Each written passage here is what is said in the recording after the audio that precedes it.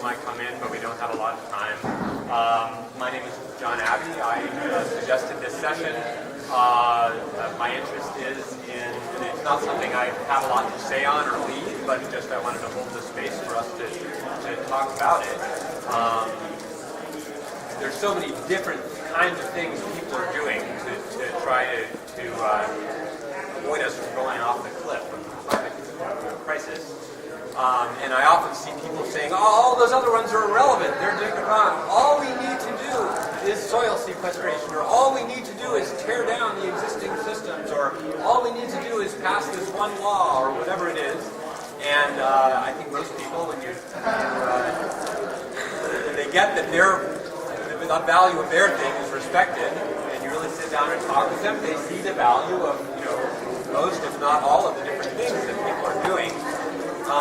And I would just like to see a lot more of that. I really appreciate it. I can tell that the conference organizers here did a lot of outreach, not only in academia, but to farmers, people working in different parts of the world, and activists. I know they did some of that outreach, and I really appreciate that. I think it's important.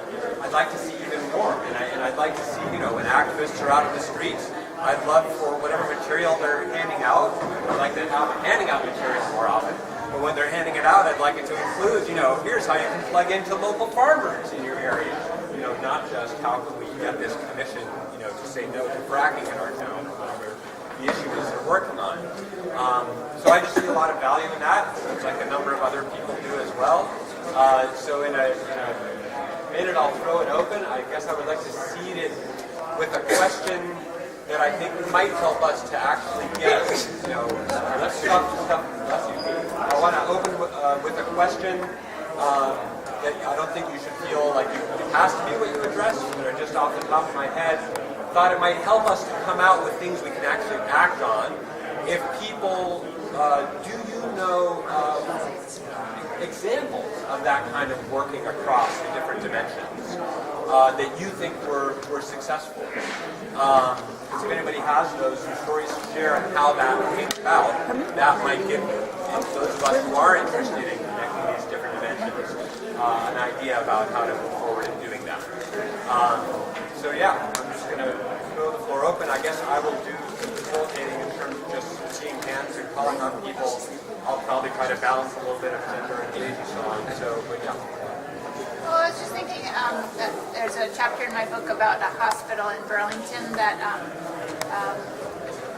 the woman who ran the food service there got really interested in the connection between climate and food, and she's changed the whole hospital food service over to grass-fed and finished beef and local foods, and hospital food is so known as like the worst possible food, and I think that's a really interesting. That may not be exactly what you're getting at, but to me that's a really interesting merger of two things that seem like they're very at odds.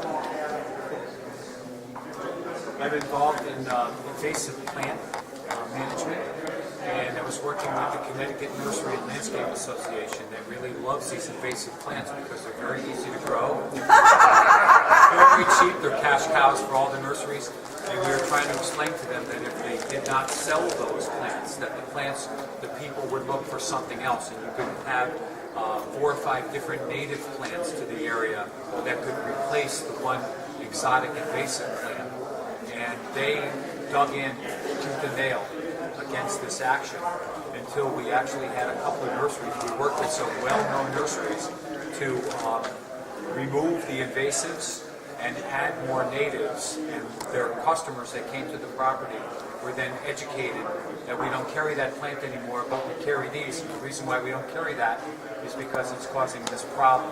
And the other plants are native, they do almost the same thing, and they sold a lot of those other plants. And everybody said, oh, thank you. So the Connecticut Nursery and Landscape Association now has changed. We think there's 28 plants in Connecticut that you can't have. I'm actually raising my hand for you. I think I'd like to hear you talk a little bit about how the Great March for Climate Action met with so many different diverse groups of folks and listened to their stories, joined them in some actions, expanded our awareness, and So that was all across the country. I think that speaks to your. I can speak to that briefly if that's... At some point, I think it'd be nice. Yeah, People know we walked across the country, Yeah, but yeah. you know, Yeah. So Peter and I were with a group that walked across the country this year. We left Los Angeles to South LA in the refinery area on March 1st and got to Washington, D.C. on November 1st. So we were at it for 8 months. I had opportunities to meet with a lot of different people in a lot of walks of life. And over the course of the march, we did things that would fall under very different parts of climate action.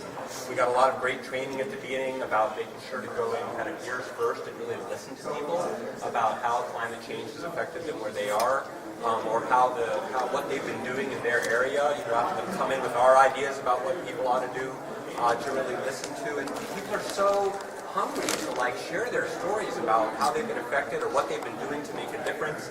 We could really see how affirming it was to them that, hey, here are these people who walked here from Los Angeles who want to know what we're doing in our little town here or whatever. Do we have someone taking notes, by the way? Thank you very much. Is there anybody who's willing to take some notes from this to give to the proceedings? Yeah, great. Thank you. So yeah, over the course of I would say in the beginning part especially, we did a lot of that listening to people. We also did kind of some organizing of conversations. In Colorado Springs and Denver, for some reason in particular, we organized conversations out of these large gatherings of just a few people talking about the spiritual dimension of climate action, or the transportation piece, or what have you, and then coming back and sharing the three most important things that they had to share with the rest of the group. And that seemed like a powerful thing. In Nebraska, similarly, we worked with Interfaith Power and Light, which is a fantastic network for working on climate action. And the Nebraska chapter was particularly interested to work with us, and he would organize these conversations in church basements, getting people engaging. And then before we left, the last question was to who there would be committed to continuing those conversations for some weeks, ahead among the people in the town. So yeah, listening, conversation, as you mentioned, joining in people's actions. In Southeast Chicago, there's a Southeast Coalition to ban pet coke, petroleum coke, which is a really toxic byproduct of producing oil. And we went with them on a demonstration and marching down the street to a Koch brothers facility storing petroleum coke in these giant open piles that just get picked up on the wind and affect the health of the community. And we got, I don't know if it's lucky or what, it seems like they were kind of ready for us to be there, and this train started moving. It didn't look like it wasn't loaded with cars. I think they might have done it on purpose to kind of test us or something. And we were going to just do a die-in on the tracks, which we had done a couple times before. In Chicago, we did a die-in in front of the Heartland Institute, which is one of these big consulting companies for climate-denying stuff, and the Chicago Board of Trade, because they trade in petroleum futures that we can't afford to burn. So this train comes on, and we're only halfway through our die-in, and some of us we kind of got up, but some of us got off the track, some of us didn't. Some of the locals were kind of yelling at the train, and we ended up not fully getting off the tracks. So the train stopped, and the locals were just so, we were all really worked up also for sure, but you could see the impact that it had on them to have a bunch of people with them, and they told us afterwards, this is great. For us to mobilize people to come out, we can say, here are these people who don't even live here. And they came out and joined with us in this action. And, can you just at least come to a meeting, So we got a lot of positive feedback from people, kind of no matter which of these different dimensions that we tried. But we just kind of sounded out each community in advance, or once we got there, about what kinds of things they were doing and what could we do to work with them. And I think part of the value for us on the march then was we got exposed to and took part in all of these very different ways of addressing the climate crisis. Sounds almost like a variation of Stone Soup. Yeah. The soldiers come in and Yeah. nurture the environment. And then what we became is we had, especially as it went along, we had more and more of the ingredients, and we could see whatever a local community had, and then we could offer something that would fit in well with whatever they were doing. I want to say something though about something that really stood with people like me.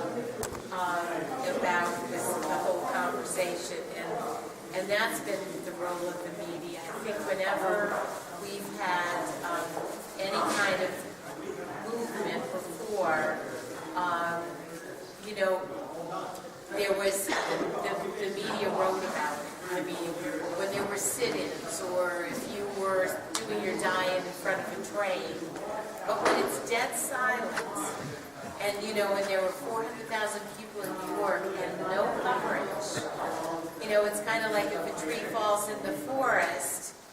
I mean, you know, was there a noise? Did, you know, we made an impact amongst ourselves, but the fact that the media has done nothing, and I feel as a movement, I think it's time that we get more vocal and we start calling them out and reminding them of their given role in society, and I feel like that's should be our next thing. I don't think we can build this movement without some media support. And I can't tell you how many people that I know that are environmentalists that knew nothing about the march before I went. And then when I got back, didn't know it had happened. And there were people living in New York that didn't even know it was going to happen.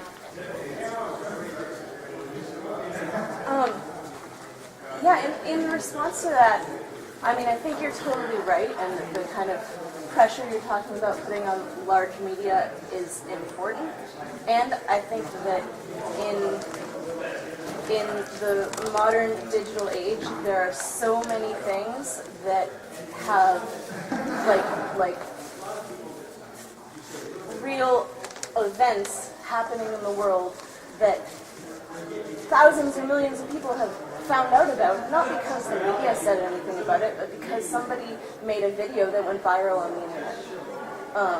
Or, you know, there's lots of sort of smaller, more progressive news sites on the internet too, that articles get passed around all the social media sites, and so many people end up knowing about it.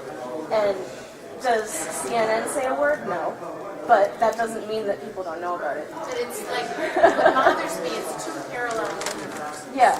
And the thing is, I mean, I got a million things about, you know, on social media and everything else, if you're plugged in. But I think this movement is so important that somehow we've got to get that other parallel universe drawn in. And it's great to say social media, but it's only for those people that are willing to be tuned into it. And if you're not, you know, there was something scary where they talked about how everybody knew, you know, who Brad Pitt was married to and didn't know the Vice President of the United States. This was at Texas Tech last week in a survey. And I'm just saying that, you know, that yes, you get what, because you pick and choose. Yeah. But anyway, I feel like the media, the mass media needs to be much more held their feet to the fire. Yeah, I just want to say, I'm not trying to say it's an either or. I'm just putting that seed of the hope that is the reality into the mix. Thank you. If there's one thing that I hope we all come out of this with, is to try to remember to stop thinking in either or terms. So we can say, yes, we want to pressure the media, and we want a strong social media of our, you know, and et cetera, et cetera. Yeah, thanks. I was at the march as well, and I actually, yeah, and I'm surprised there's probably a lot more. Yeah, okay, good. Okay. What I found interesting, I made it to two political large events. That was one. The one before that was the Rally to Restore Sanity down in Washington, D.C., which was an amazing show. If it wasn't on national cable, it probably wouldn't have gotten as much publicity. But I think that we can't rely on the media for whatever messages go about the environment and what needs to be done, okay? Because they, you know, oh, you're not doing a good job. Well, if they're not doing a good job, you're going to move on. You know? And unfortunately, I think that's where we are. I was shocked and amazed that on the day of the event on CNN, they were saying that people involved with the march were estimating there's going to be 80,000 people at the march. They were saying that on the day of the march while it was going on their website. 80,000 people. You go to CNN, how many people are there? 80,000. There was, well, 400,000 people. And I hope to God that we do this again next year, because I think it's important that we show the tenacity of us, you know, and that is something that needs to be present in the meeting. But one of I think it's also important to emphasize some of the positive facts. Okay, first is, for the state of Massachusetts, carbon dioxide emissions are going down. Okay, and it's important that, you know, and our use of electricity is actually going down because we do conservation programs, we do renewable energy programs. You know, we have these, you know, incentives in place that are funded through the Renewable Energy Trust and RGGI. With, you know, that's real money that's being invested in this stuff. And there's a reason why Massachusetts is the most energy efficient state in the nation, because of these types of incentives. And our church took advantage and put some solar panels on our roof. And it is a challenge, legally and financially, to put solar panels on the roof of a nonprofit. Okay? Because how can you take tax deductions or tax refunds when you're not paying taxes to begin with? Okay? You know, and there's a, you know, and fortunately there's, you know, Sunbug Solar is the company we work for. Remember that name if you want to put solar panels on your roof, or your church roof, because they do very good work. And we end up basically leasing the panels, putting on our roof, you know, so we don't own the panels, we lease them for a 10-year lease. But our electric bills are started to go to zero 2 months after they were installed. They were installed in March, you know, and throughout the until December of that year, we started to get an actual electric bill because we have credit that was being, you know, we were building up a credit during the summer and they were burning it down into the fall. So is there a connection with this? Is it working across different? I think it's important. I think that there's opportunities out there that small groups, because I think it's important to work it at the small scale to demonstrate effectiveness. And the more people see the effectiveness of this stuff, you know, and experience it in ways that are part of a community, it helps build awareness. What are the possibilities that we can do to address it in positive ways? Okay. Hi, I'm Barbara Passero from Meadowscaping for Biodiversity, and we got this full page coverage in our newspaper, local newspaper. So I would say you have to just reach out, and you have to get everybody you know to try to reach out, and get people to vote, not vote. Voting is important, but in between times, you've got to get people to act, and that you know, if the media does something wrong, you write them. I write 1,000 letters. Oh my God. I mean, I write for everything. So I think you can help do something right. You know, make it right. Who are you affiliated with? Meadowscaping for Biodiversity. I think that, to the point about the media, that I think the mass media is trying to fragment us, and so that's why the platforms of person to person or group to group are really more important or more effective. I don't know if you guys know Citizens Climate Lobby. They have a local chapter every Wednesday night. They meet at a cafe and write letters to the editors. And even if the letters don't get published, at least they're there and they're trying to bring in what happened this week and how the carbon tax impact that. And that kind of focused, persistent platform is I think, really effective. But it's clear, it's beginning to feel clear to me that the media is really trying to fracture us. Maybe they don't do that consciously, but you know, the stories and the stuff that's over here and unrelated to there, that's something that you have to watch for. Yeah.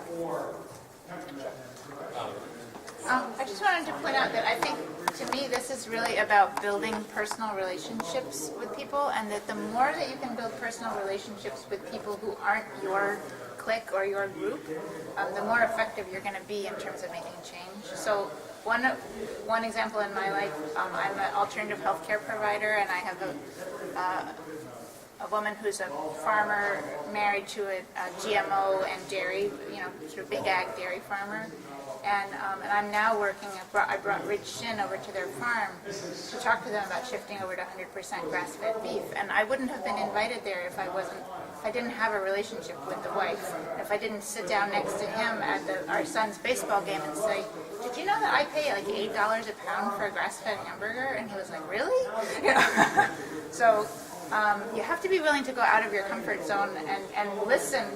You know, and part of that is what we were talking about in the last session, about listening to people who, you know, being able to tolerate listening to some stuff that you find maybe not so great, in order to let them listen to you, have them have enough of a relationship with you to be able to listen back. So. Or I would say hopefully not just to tolerate it, but to actually find something. And understand, yeah, exactly. And it turned out he's been reading articles about the Savory Institute and everything else for years in his agricultural journals. He knew more than I did about carbon storage and soils and all of this. He just happens to be a Monsanto prisoner. So, yeah.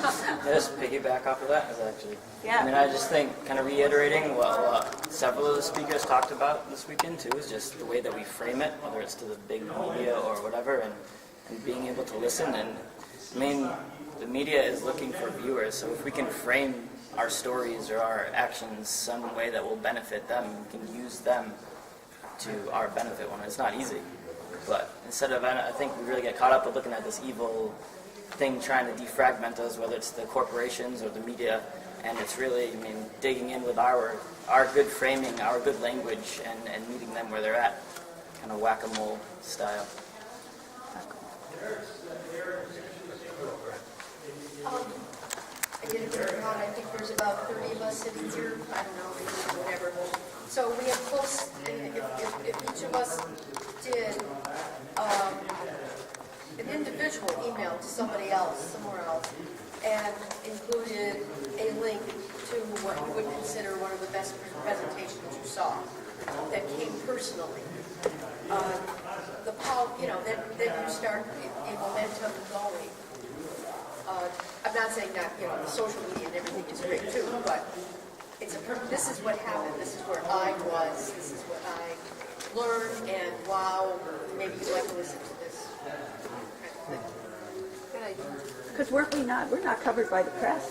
Were we covered by the press I at was all? going to mention that I personally contacted the Boston Globe and asked about getting press coverage, and I know that was followed up by going through Tufts, but because we were at Tufts, they must have somebody. I don't know for sure. I mean, somebody could have been here, but we at least tried. Well, we should do something on top of that. Like each of us should blog. Press release about, well, Press release, yeah. Yeah. Yeah, from whatever the main organization Oh, that's is. right, yeah. You can do it. You can write after the fact. How successful? How successful it Yeah, how was. many people showed up? That's a wonderful thing at 300 and some people. So somebody should organize that. Somebody from the group should organize that.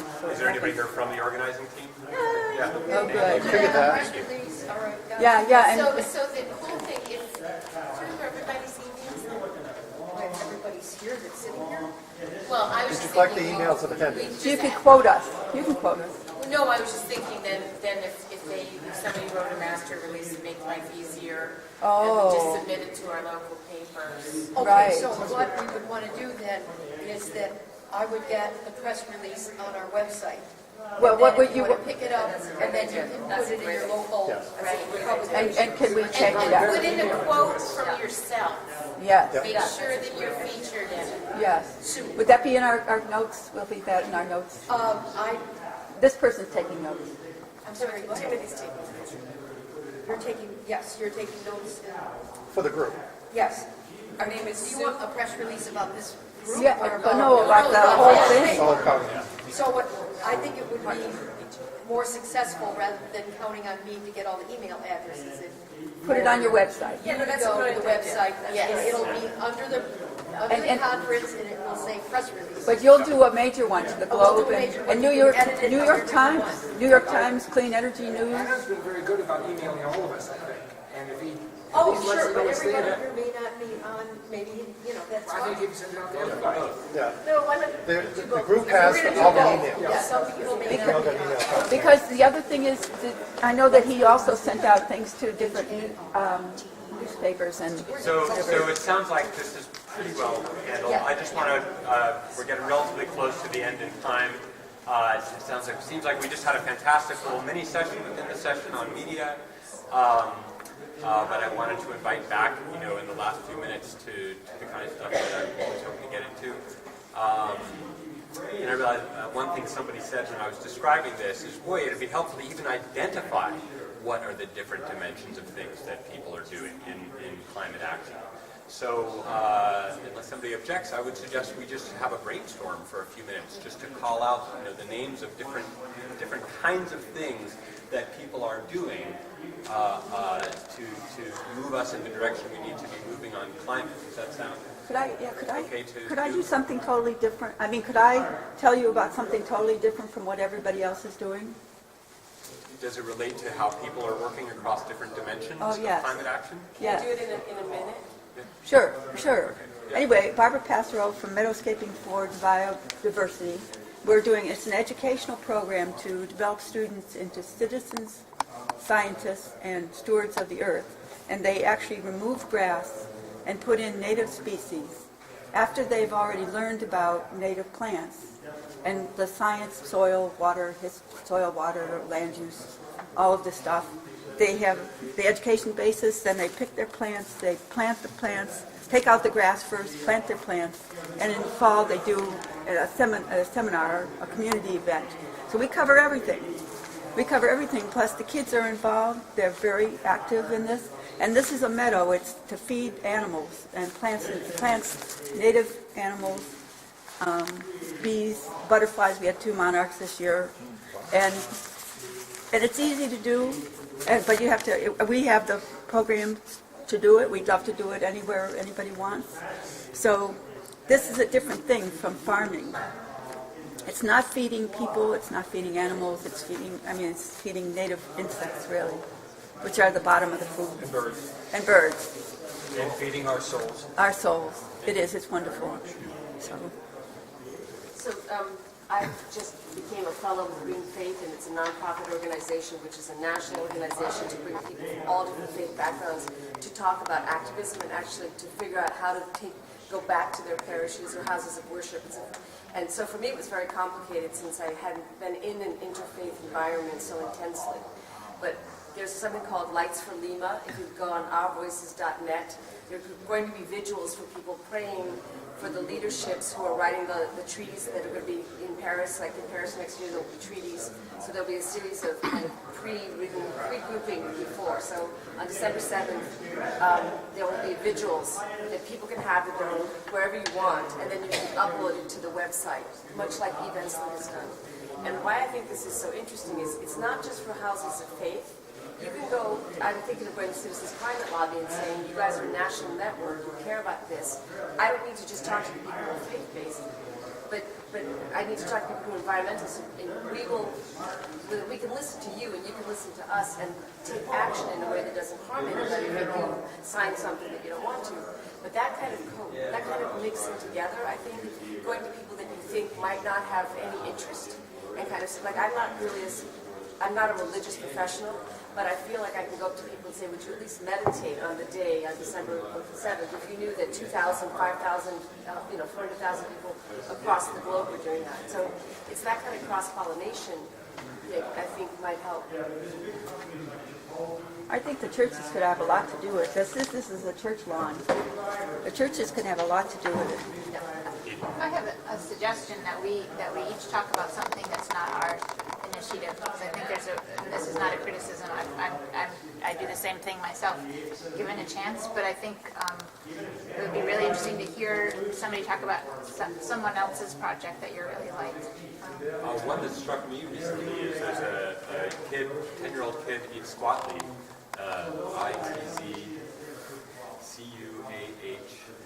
ITZCUAHTLI, who is 11 years old. Anyway, he's taken a vow of silence until world leaders have taken, made and began implementation of a plan to get us back to 350 parts per million, or whatever, a couple other things. And December 10th, he's had a lot of trouble in school. It's very challenging what he's doing. He's coming out of school. He was homeschooled originally. Anyway, I don't get all the details, but his name will be in the notes. You can look him up. and it's climatesciencenow.com or .org, I don't know. But and he's asking people to join him in a day of solidarity on December 10th. So I'm planning to do that, but that's I just have huge respect. Is there a 10 or a 7? December 10th. Yeah, and if you look up, just Google Climate Silence Now, it'll take you to his website and you can learn more about it. So yeah, let's each try to be brief and get as many of these things as we can in the next few minutes. Okay, I have one. There's a guy that's in New Jersey called Lawrenceville Plasma Physics, and what he is developing is a form of fusion energy, which actually generates electricity without using steam. And if you think about how much our electrical power is everything based upon burning fuels to create steam, they've come up with a way using physics to basically create an ionized stream that goes through a coil that creates electricity. But the power to do that, and generate electricity without steam is one of the most fundamental pieces of how we can get away from fossil fuel type approach to energy. Can you give a name or something that was... Lawrenceville Plasma Physics is the name of the company. You should check them out. They actually did a crowdsource campaign last year, and they got some funding to help get them going forward. But keep an eye on it. Lawrenceville Plasma Physics. Lawrenceville. Peter. Dan Finnegan's Climate Change is Elementary program. Dave Finnegan. Oh, Dave Finnegan. Yeah. Climate change is elementary. Can you say more about it in a sentence? Try to be brief. It's an education program, I guess, which is in schools in a number of states. It's elementary through K through 5, I think, now, but it can be expanded. And really, that's all I don't know much about it. I know it's meeting with success, and they go to schools, and they just have one day in a given school. They integrate it into the classrooms, grade by grade, so that it doesn't disrupt the normal day too much, and that's why it's possible to do it. And they get the kids excited enough to get their parents to come to with them in the program. And the kids with their parents commit to the family doing a certain bunch of things they choose off the checklist by the time the kids have graduated high school. So it's a long-term commitment. Can you say that one more time? Climate change is elementary. I teach screenwriters in Finland who are very interested in, he left, but that idea of leveraging entertainment for cultural paradigm shift. They're working on a series that's set in the near future that's both, different groups of people who have made different choices and how those different choices could play out. So they are actually using story to try to create awareness of potential different futures. Do you have any names of people or groups that you can look it up? You could probably look it up through me because there's in process. So if you, I can give it to you afterwards. It's MarianneConnor.com, MarianneConnor.com.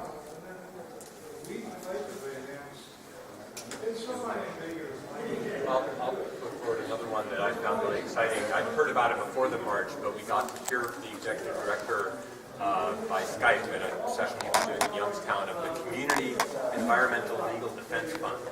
And they used to be lawyers helping communities force the companies to properly go through the process to get stuff permitted, but they would never get projects stopped. So they eventually said, forget that, we're not doing that anymore.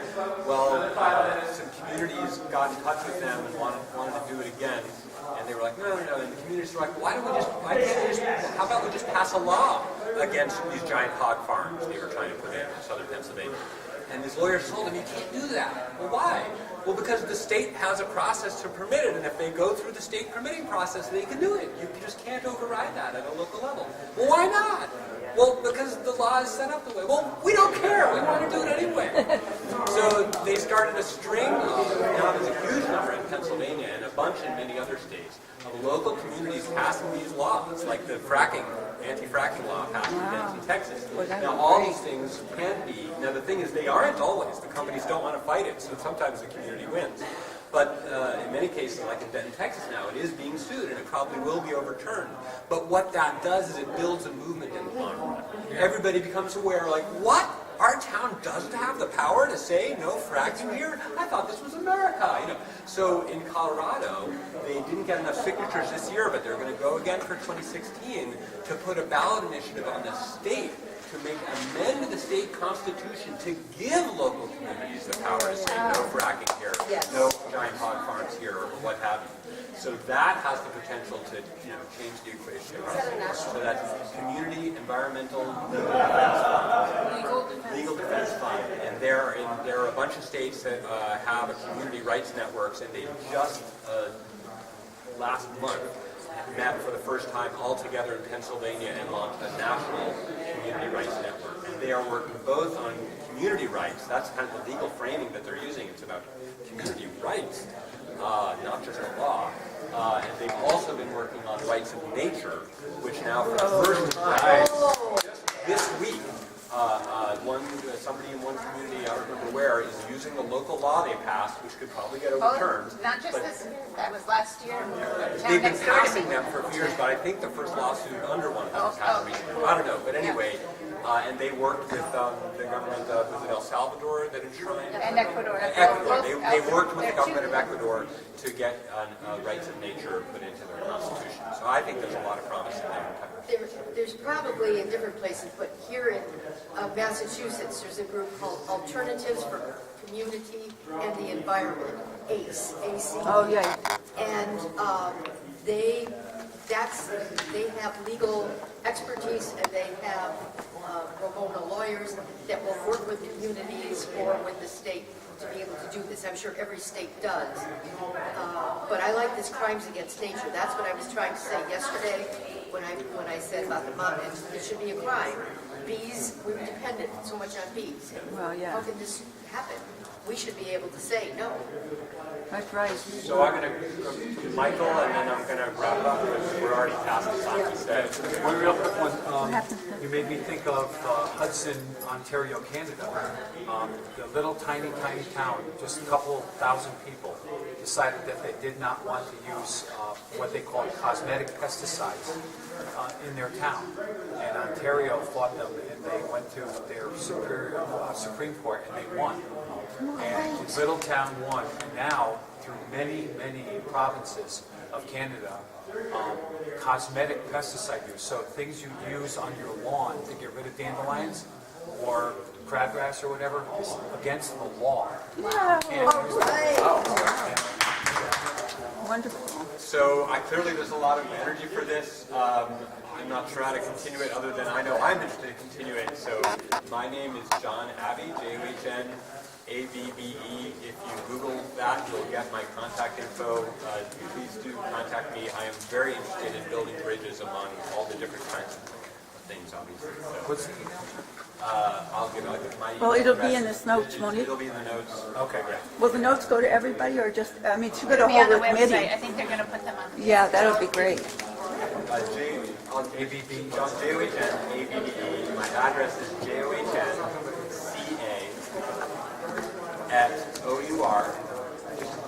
P as in Paul, LA, .net. So it's Where are we? our What's happening .net, next? our planet. Oh, what? There was somebody with a press badge here yesterday. Wonderful. Everything is so wonderful. It's incredible.